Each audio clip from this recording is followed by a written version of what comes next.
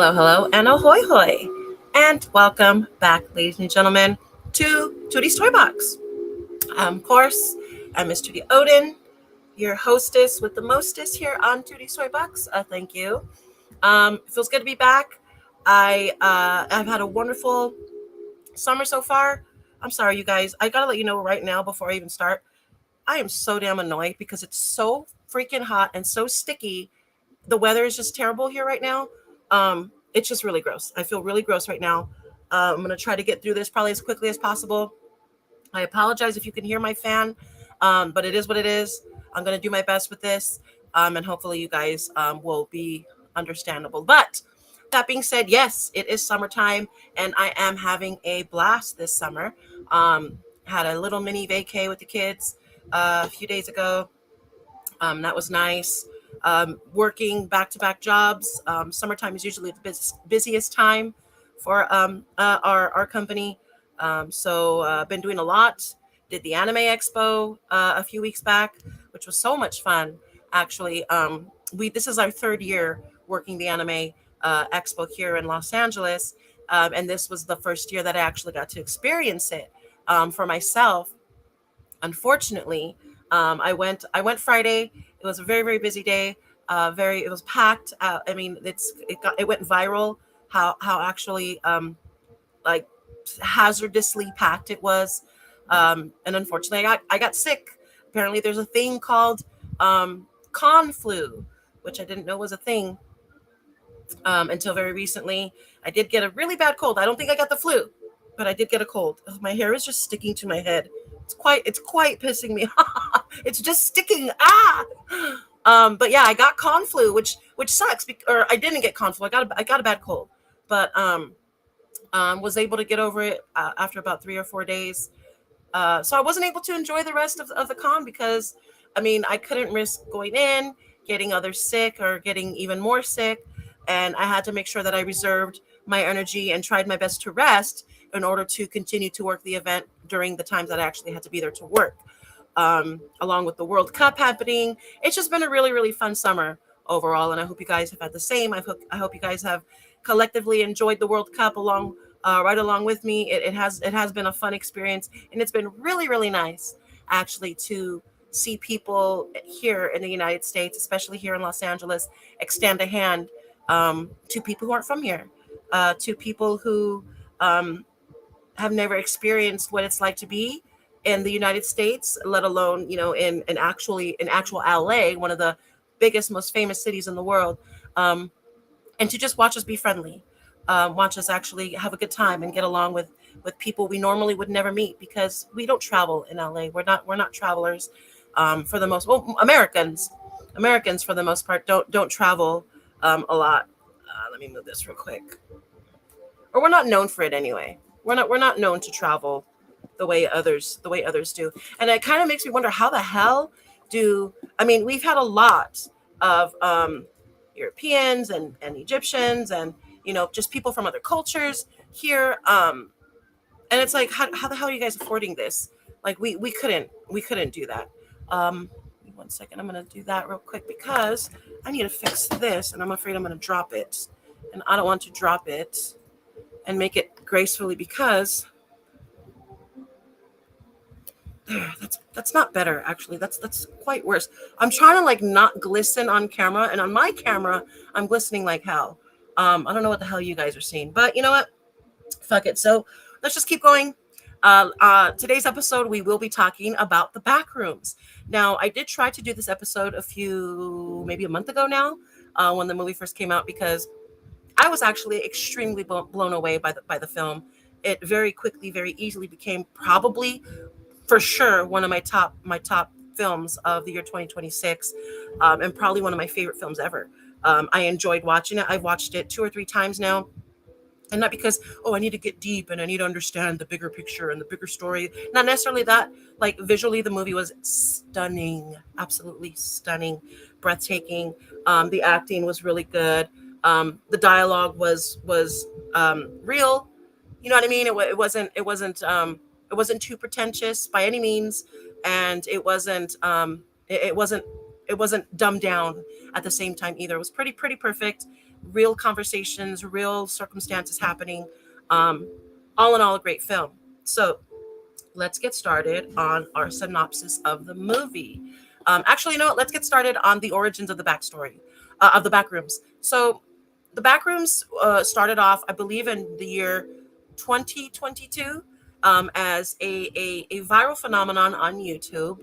It was created by the director of this film, Kane Parsons, aka Kane Pixels, on YouTube, and it was just this idea of these random kids filming a college goof off video, and then somehow literally tripped and fell into this portal, into this other world.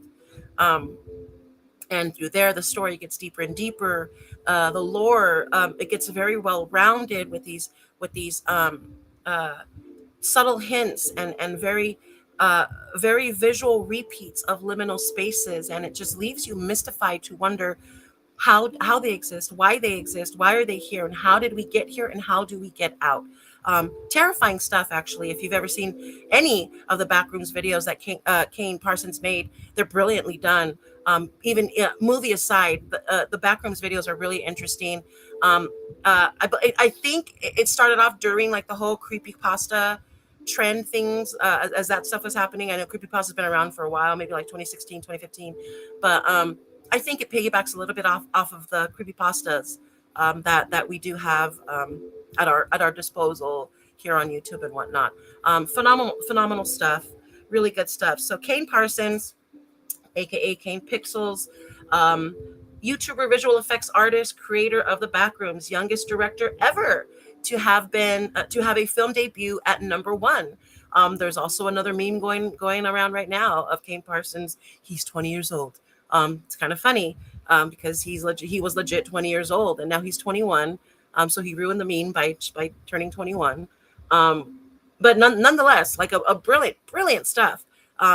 To be 20 years old and to be able to actually direct, to actually be able to do these things. I want to share some stuff. I do have some pictures for you guys. And for it to come from a place of just a really, really intelligent kid fucking around on YouTube, basically. So there's Kane Parsons right there with actor Chiwetel Ejiofor. I tried all day to figure out these people's names. I don't know what they are. The woman who plays Mary Klein, his therapist, Renata Rensby, I think is how you say her name. Hers is a little bit easier, but Chiwetel Ejiofor. I'm butchering it, I assume, but there he is with Kane Parsons on the set of the Backrooms. Again, brilliant kid. I hope more comes from him. I do believe that they are bringing back the Backrooms with 15 extra minutes of footage in theaters. It was a hit. It was a blockbuster film of all blockbuster films, if we still call them that in the year 2026. So let's get started on the synopsis. Backrooms 2026. In the 1990s, failed architect Clark owned and ran a shoddy furniture store where within he discovered a portal to another liminal world. His therapist, who was helping him grieve on an ending marriage, looks for him when she discovers that Clark has gone missing. And that's basically the synopsis of the film. Now, it does get deep, you guys. It does kind of get deeper than that. And a lot of people were kind of complaining of how much of a slow burn this film was. I think the slow burn was necessary to actually build a story for the Backrooms. Like there's literally nothing. I think people were just looking for a reason to complain. That's one thing that I kind of have kind of a little bit of an issue when it comes to pop culture, nerd culture. Everybody's looking for something negative to say about these things. There isn't, well, he didn't do this, and why wasn't this in the movie, and oh my god, I can't believe they left this out. It's like you can't just like, if you cram everything into a movie, right? Superman, Supergirl, whatever, these bad reviews where people are saying, oh, they crammed so much into the story and like it felt so rushed. Like, you're not. What do you guys want? You're either going to have everything in the movie just for fanfare, or you're going to have a film that's actually going to build upon itself and actually make a story, make an original thought turn into a story that's going to coincide with what you're a fan of. And that's exactly what he did here with the Backrooms. Easily did it. I have more for you guys. So the story starts with Clark. You kind of get an idea of what kind of person he is. You understand that this way. You understand that he's kind of a loser, right? He's kind of not. I hate that I can't get these in fucking order. I really do. It's so fucking annoying. But this is Clark, and he sort of plays this character called Pirate Clark. And his whole thing is hidden treasure in my furniture store and blah blah blah. And he does these pathetic commercials, and all the while his marriage is ending. The furniture store is probably going to get shut down because he keeps getting sued for selling shitty furniture. Just an all around loser, all around nobody, all around loser. And so he starts going to therapy. He starts going to therapy as maybe a last resort for him to maybe try to save his marriage, even though, as you hear Clark talking to his therapist, Mary, he is in no position to, he's in no position to speak on let's rebuild things because he resents the hell out of his wife for whatever reason. It's her fault Clark is not in a better position. It's her fault he failed at being an architect. It's her fault the furniture store isn't working. He literally is quoted to saying, if only she would get up off of her fat ass and do something. By the way, she's a very thin, very gorgeous redheaded woman. And they only show her in pictures. She's not necessarily in the movie. But they do show her in pictures in passing. Mary, on the other hand, who we see here, his therapist, we start to find out little by little throughout the film that she herself is having problems with letting go, that she herself is having problems with failure and the fear of it, just like Clark.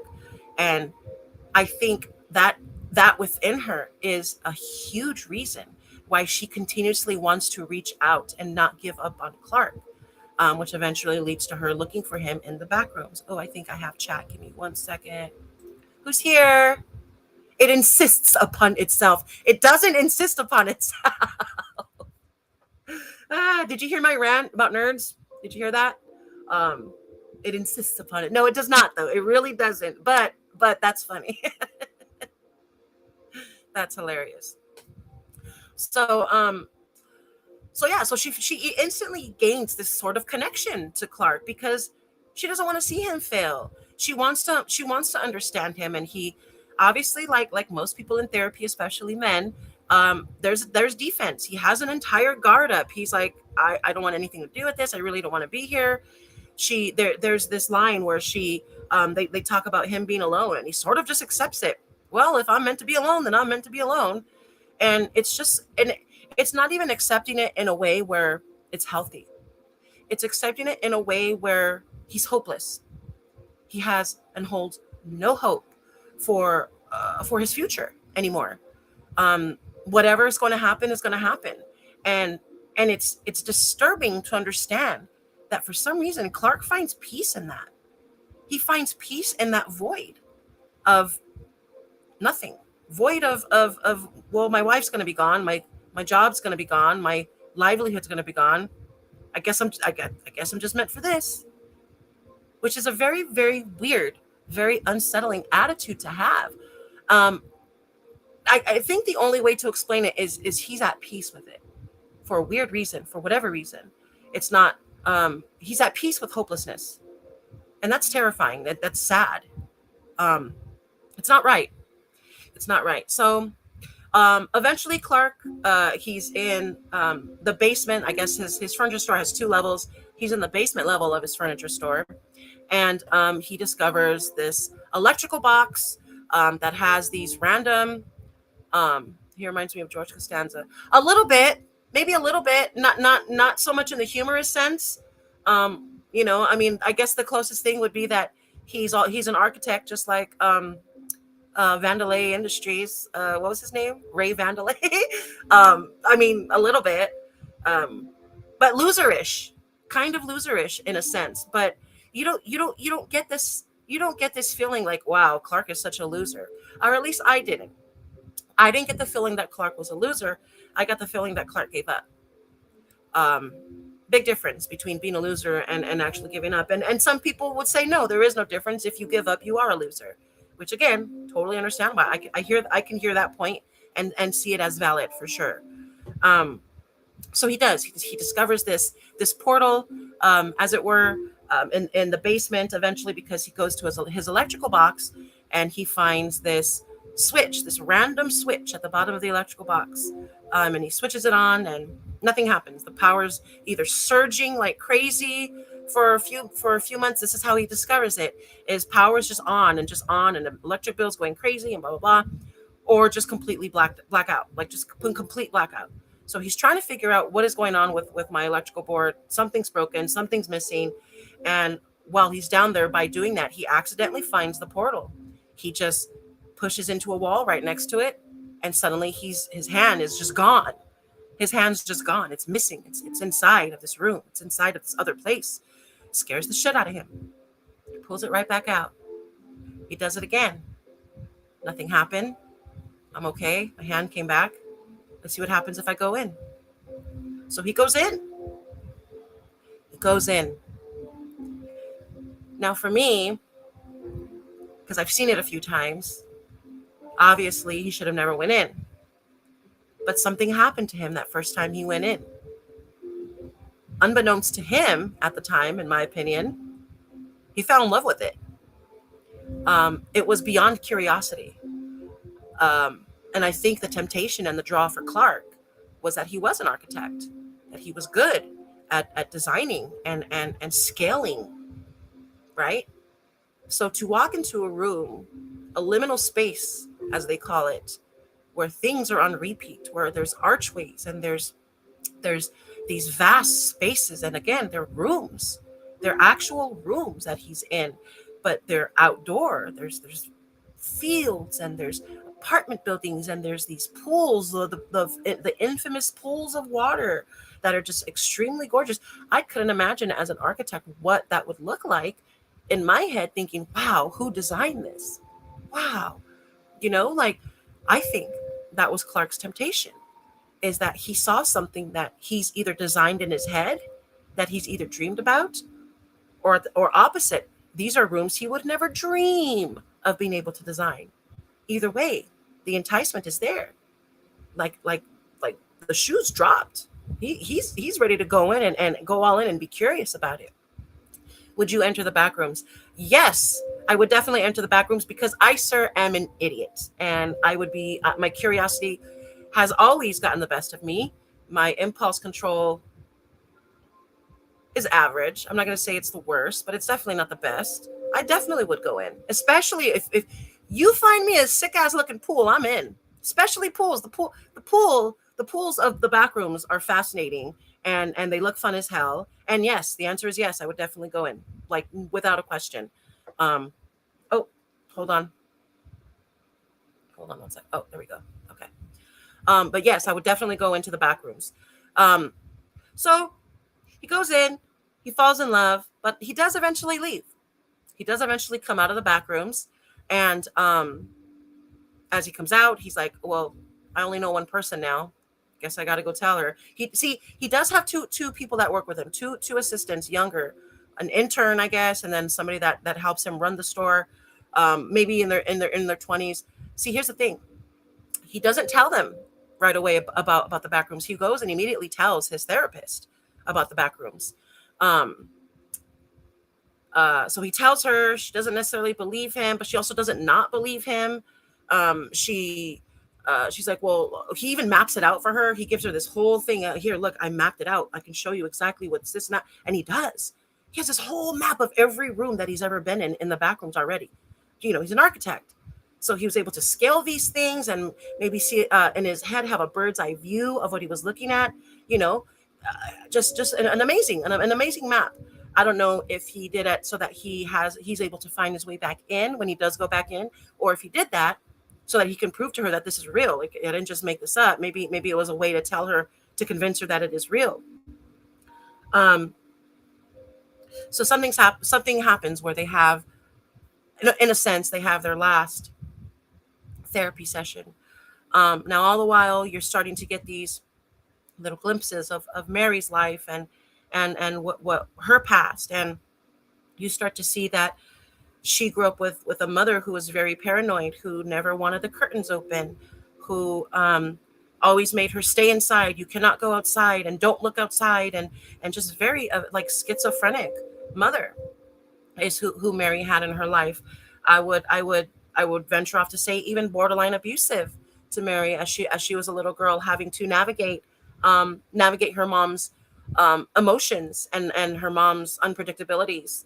So you start to see that. You start to see why Mary thinks the way she does, why Mary talks to Clark the way she does, why she responds to him in such an understanding, graceful, patient voice. Is because you have to assume she had to talk to her mother the same way in order for her not to in order for her mom not to flip out so much. Um, uh, it's it's really interesting because you kind of start to see how hold on guys, my phone's ringing. Live video, folks. I might have to edit this out, but give me 1 second, please.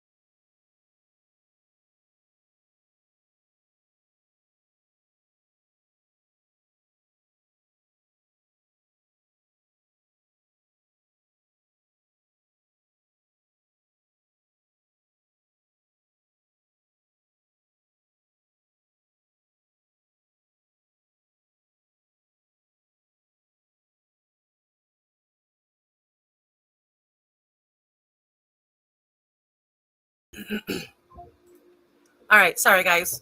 That was my boss. I don't know if I lost anybody while I was doing that. That was so I recorded something for my boss, and he just sent me the rough draft of it. Um, my boss is a recording artist, just so you guys know. We don't just do concerts and stuff. He actually is an artist. So every once in a while, he'll have me go to the back of the studio and record stuff for him. Not just me, the whole family. Everybody gets in on it. So I'm not some superstar, but he just wanted to send me the rough draft of what we just did right before I came out here. So excuse me for that. But just letting you guys know what happened. Um, so uh yeah, you start to understand why Mary is so soft spoken and why she's so patient and understanding with Clark. Meanwhile, Clark just barks at her, but she doesn't relent, and because she doesn't relent, he seems to trust her. So it turns out Clark goes into the back rooms again. Something happens where he hints to her, if I'm going in again, I'm not coming back. Basically is what he says. If I'm going in, I may not come out. She starts to believe him. She starts to believe him because he stopped showing up to therapy. He stops answering his phone. She doesn't hear from him. She goes and visits the furniture shop, and there's piles of mail sitting outside. So she breaks in. Somehow she gets into, somehow something is telling her and convincing her, I need to get in here to find it. So she does. Flo's coming soon. Yeah, buddy, let's go. Bars, son, bars. Um, but she does end up breaking in. She looks for him everywhere. She can't find him. She does eventually end up into the basement, of course, and she does see the portal because Clark marked it with blue tape, blue painter's tape, all up and down, a whole doorway of blue painter's tape. So slowly, slow burn, she walks up to it. Again, just like Clark, she slowly puts her hand in, takes it out right away, is extremely scared. Eventually, she does walk into the back rooms. In my opinion, this is definitely the end of Mary. We've already established that that was going to be the end of Clark, one way or another. But what ends up happening on Clark's last time into the back rooms is he convinces his coworkers. He finally lets them know about the back rooms, and he convinces them to join him. into the portal. So they do. They both walk in. They both join him. They're both sort of scared. Obviously, they don't know what's going on. They see um, rooms that look exactly like the rooms that have displays of furniture in them. Only there's multiples. There's 15 um, different copies of the same chair, but one has a missing leg, one has an extra leg, one has two backs on it. And they're just piled up and they're all distorted. And so they're very disturbed by what they're seeing. Um, Piles of clothes. They as soon as they walk into the back rooms, they see a dead seagull in a pirate themed furniture store, right? So it almost seems like the Backrooms is trying its best to copy what is going on in the real world in order to comfort those that walk in. Sort of reminds me of that movie Needful Things by Stephen King, because that's exactly what happens. There's this deal that's made to these townsfolk, where if you give me this, I will give you this. If you sell your soul to me, that's what it's basically about. Needful Things is about a an old fella, basically the devil, who owns a thrift shop, and somehow he always has something that these townsfolk desire, and in exchange for what they need or what they want, he sells their soul. He entices them, he tempts them, and in a sense, the Backrooms is doing the same. It's grabbing curiosity, and if it's not grabbing you by your curiosity, it's grabbing you visually by what you remember. Hey, this looks familiar. Let me keep going. Let me keep walking in. This looks so familiar. I can't put my finger on it. It's just mimicking. And the entire time, the Backrooms just mimics and mocks. And the further you go in, the darker it gets. The further you go in, the more risks of you running into entities that don't belong there, basically. Because if they're trying to copy, if the Backrooms is trying to copy what's happening in reality, then let's just call the entities viruses. That would be what they were, right? Back not in lore, one of the entities is called the bacteria. So virus, right? So it's interesting. It's interesting that kind of like correlates to computers and AI and what's happening with AI right now. So let's keep going. Let's keep going. So it turns out that the Backrooms do in fact exist, and they are an experimental portal made by a company called Async. And I just wrote down a government-based research company that created the Backrooms. That's really all we have on Async. But it's definitely not necessarily aggressive gentlemen, not necessarily scientists who knows what they are. All they really are is dudes in yellow hazmat suits that are walking around looking for people that are still alive. Um, so these scientists or these async people understand that the back room does indeed exist because it was designed to exist in order to lure people in. So the part I kind of don't understand is they're going and actively looking for people who are still alive, knowing that people are probably going to die. So what do they do? What do they do when they pull them out? When they find them alive? We'll get there. Um, so yeah, so she does eventually go in. Let's see. Let's show you some more picture roonies. Now I didn't get very many pictures that really gave you an idea of the visual stunningness. There's Pirate Clark. We'll get there with him too. But look at the difference. So we'll get there. We'll get there. Um, so Mary does end up in the back room. She does end up lost. Uh, she eventually tries to figure out that she has to get out because she does run into Clark. She actually does run into Clark while she's in here, and she runs into him, and he's already gone. He's already gone batshit crazy. Um, so she finds him. She finds him, and they end up in this room, which is resemblance of a kitchen. And he's there with guests. He's there with you see the man in the background with the lampshade, the red lampshade. He's part of lore, by the way. He's part of the actual Backrooms lore. You can see the heavyset gentleman sitting next to them, looking really sad. And then in the corner, which isn't shown here, but in the corner of this room is a woman who is resembling Clark's wife. Now, what makes these people disturbing is we don't know who those other two are. They're kind of just there as dinner guests. Um, but it's very obvious that Clark's wife is there as well, standing in a corner, waiting for Clark to say something to her, almost like she's waiting to serve him. The most disturbing thing about this is all of these three characters have distorted faces.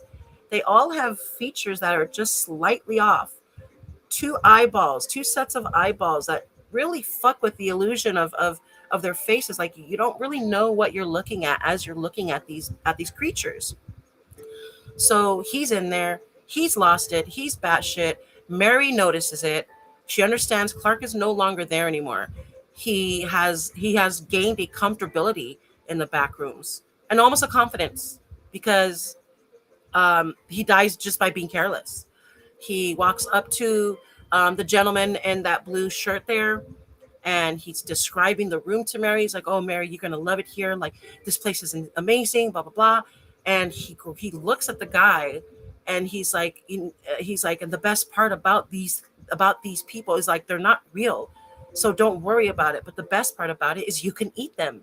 And he grabs his stomach and he pulls it and he starts to just chew on it. And Mary is just disgusted by what she's watching. She can't believe her eyes.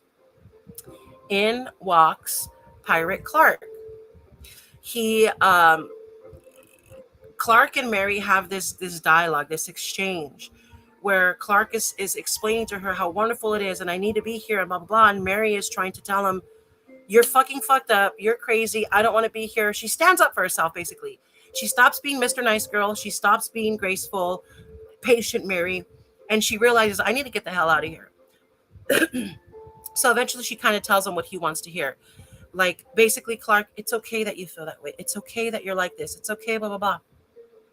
So Clark walks up to Pirate Clark, and this is Clark looking straight up at Pirate Clark as he walks in. This 7 foot three tall, whatever this is. Now, a lot of people had a problem with Pirate Clark's face, like, what is this, a puppet? Blah blah blah. I freaking loved it. This is Clark. This is commercial Pirate Clark. Look at the fear in his face. This is a man who already knows he lost. This is the face of a man who is terrified to give up, but has already given up. That's what this is. That's what it tells me anyway. That's what tells me that this is what Pirate Clark is to me. His face is a face of sadness. His face is a face of I'm fucking scared, which makes him look scary. Why he's so tall, I don't know. I mean, it's the Backrooms. They're just distorting things at this point. Um, so Pirate Clark walks up to Clark, and Clark is walking right up to Pirate Clark, and they're looking at each other in the eyes. And Clark slowly looks at him and says, "It's okay. She said it's okay that we're like this. It's okay." Pirate Clark looks down at him, looks like he's going to go in for a hug, and he bites the shit out of Clark. He just chews Clark's neck right off. Clark dies. Pirate Clark eats Clark. Clark has become one of the creatures you can eat. Pirate Clark eats Clark. So Mary finally escapes. She runs around Pirate Clark. She understands that Pirate Clark is chasing her, and you start to see you just start to see all these different rooms that Mary is trying to escape to. In this room, it's basically just an entire neighborhood of fake houses. She does enter the pool room. She does enter the apartments room, which is what I call it. It's the room where it's like apartments all the way around. No matter what you look up, apartment windows. You look down, apartment windows. Just wherever you look, she enters all of these visually stunning rooms that actually do exist in the back rooms. She finally ends up on the top floor of the furniture store. She ends up back in the furniture store. Well, Pirate Clark ends up back in the furniture store with her. He starts chasing her around. She finally defeats him. She stabs him with something, coat hanger or something. She is able to actually get rid of Pirate Clark, or so she thinks. Again, in this entire thing now, the Backrooms isn't just messing with Clark; it's messing with her too. So you start to see the rooms change. They change from furniture, wooden furniture and beds and the furniture that you see in the furniture store to homely couches to her living room, her childhood living room. You start to see everything in there change. So Clark is gone. The Backrooms doesn't need to accommodate Clark anymore. He's dead. Now it needs to accommodate Mary. Now it's time to mind fuck with Mary. And it does. And it works. Let me see, is there anything else I wanted to show you guys before I get to the end? And spoiler, I am going to actually play the ending. And it's probably going to get strict or whatever, but it's fine. This channel has like 4 people watching. I don't know. It's going to be long. I am going to pause it a little bit throughout, just so that we can explain some things. And again, spoiler warning, this is the actual ending of the movie. And I just try to find out even a little bit more. I map out areas to the best of my ability. And more, I'm convinced that nothing in our lifetime, Mary, nothing in maybe all of recorded history means more than this. But I don't understand it. I can't even describe it. It's like describing a dog to someone who's never seen a dog, and then asking them to try it.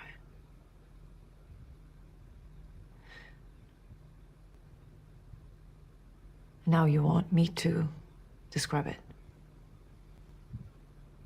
And then you'll write it down, and then what? Mary. You let me go? We all want the same thing here. We do.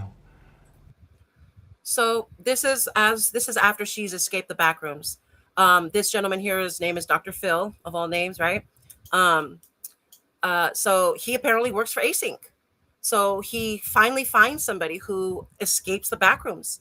He needs to understand what happened in there. He needs to understand how she survived. He needs to understand what she saw. He wants her to describe it in as much detail as possible at this point, and that's when you hear her explain to him, how the fuck do you want me to do that? Let's carry on. We just want to find out even a little bit more. What's gonna happen to me, Phil?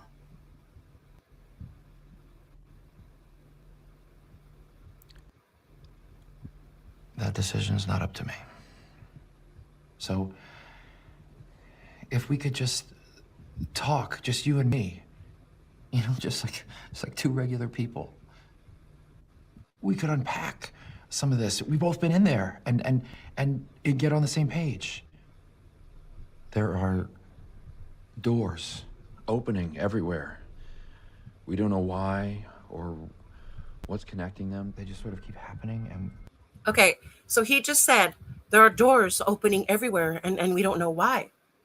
So this is what makes me think the Backrooms is an AI portal that obviously took a mind of its own. So if doors are opening, it's because the Backrooms is actually feeding into reality and trying to entice people into it. So back to the origin stories of the Backrooms, of the college kids who accidentally fall into it. He fell into it with his camera. The camera went down with him. That's how we have the recordings. So the Backrooms let the camera in, right? The camera drops on the floor first. In reality, the camera drops to the floor first. And then we see the kid tumble and end up in the Backrooms. But the camera's with him. The camera's with him. So again, if you ask me, the Backrooms is just AI generated matrix running amok. And the only reason why more portals and more doors are opening is because it's figured out how to get people inside of it.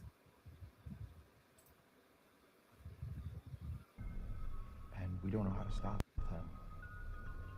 And I've been...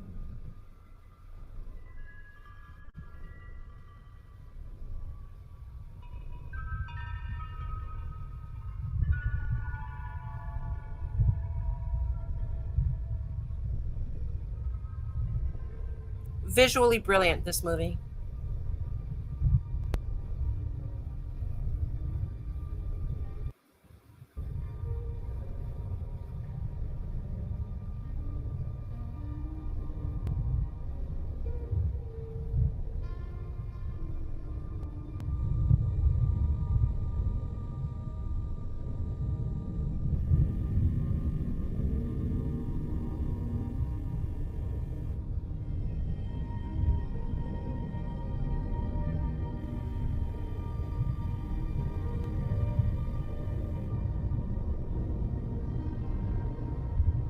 So those are the two coworkers that went missing, and didn't go missing. Clark had them killed.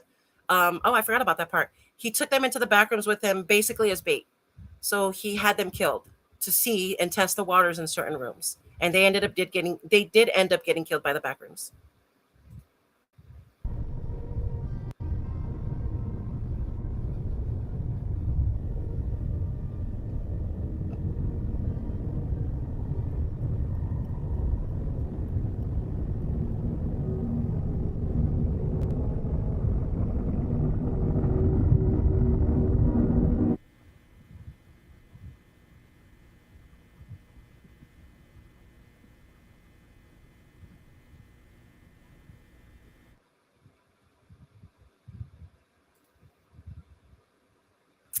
And that's how the movie ends. Now, was Mary even talking to a doctor? Did Mary even escape the back rooms? Was that person with a distorted face Mary now? Or was it another entity of the back rooms? That's how the movie ends. So my question for you guys now, okay, as far as my review goes, A plus plus. I fucking love this movie. I love this movie a lot. I love this movie a lot. I think it was absolutely a perfect movie. He was 20 years old. Good Lord. Perfect movie. Are the back rooms an AI metaphor, or are they an interpretation of distorted memories? Now remember, we are going through this thing where both Clark and Mary are grieving in different ways. They're grieving different things. Clark grieving a failed career, a failed business, a failed marriage. Mary grieving a failed family. Both grieving. Hence their connection, their instant connection to each other is their fear. Their connection to each other is their fear, their very real fear of failing. Both. Mary didn't end up dead. She ended up a different version of herself. Because think about it, when one goes through traumatic experience, there's so many things in our memories that do change, do get distorted. There are parts of my dad's funeral that I don't remember that my sisters remind me of. There are parts of my dad's funeral and my dad's cancer journey that I don't remember that my sisters remember. There are parts of his journey that I made up in my own head that are like, then they're like, that literally never happened. I think that happens a lot with trauma and grief, is we start to create our own world and our own version of things that happen, because our brain is very powerful, and our brain understands survival more than we will ever understand survival. Our brain is the original computer. So is it possible that everything they were seeing in the back rooms is just a distorted version of their own memories? His wife, Clark's wife, being in those back rooms with the ugliest fucking face, but the reddest hair. Is that how he remembered her? Was the back rooms just fucking with him? Such a good movie. I highly recommend you guys watch it. I really, really do. I asked more questions than I answered, but I'm telling you this, it was a very, very good movie. I'm not blowing smoke up your ass about it. It is a slow burn, and I know the Gen Zers and all these Zoomers or whatever, you guys have an attention span of a fucking flea. I get it. Different ages, different time that I grew up in than you. But I assure you guys, it is a good movie. I'm glad this went the way it did. I'm sorry for the interruptions. I'm sorry for the fan, if you guys can hear it. Kind of a chaotic episode, but you know what? I'm glad it's done. I'm glad we finally were able to do the back rooms. If you have not seen the movie, why are you watching this, first of all? But if you haven't seen the movie, I highly recommend you watch it, please. And then let me know what you guys think. If you have seen the movie, please leave in the comments your thoughts on it. Do you agree with me? Do you disagree with me? I want to hear. I want to hear reasons why people thought it sucked. And I don't know many. If I'm being honest, I don't know many people who actually thought it sucked. I will tell you this: it's not a horror film. It's it has the title of horror film. It's not a horror film at all, but it is terrifying. It is scary as hell. in its own way. It does kind of you don't leave the movie theater a regular person again. You leave with this idea that things ain't quite right, are they? And it's true. Things are changing. And with this vapid AI movement that's coming into our lives, and it's shoving itself into our faces and into our screens and into our workplaces, that's the terrifying part. Is we're not going to know what's real and what's not, and all we're going to have left is our memory and the interpretation of that memory.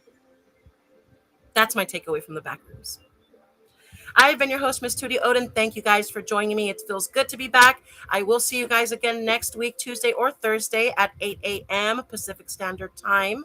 I will see you guys then. Thank you, friends, for joining. I hope you guys have a wonderful rest of your evening and a wonderful rest of your weekend. He was 20 years old.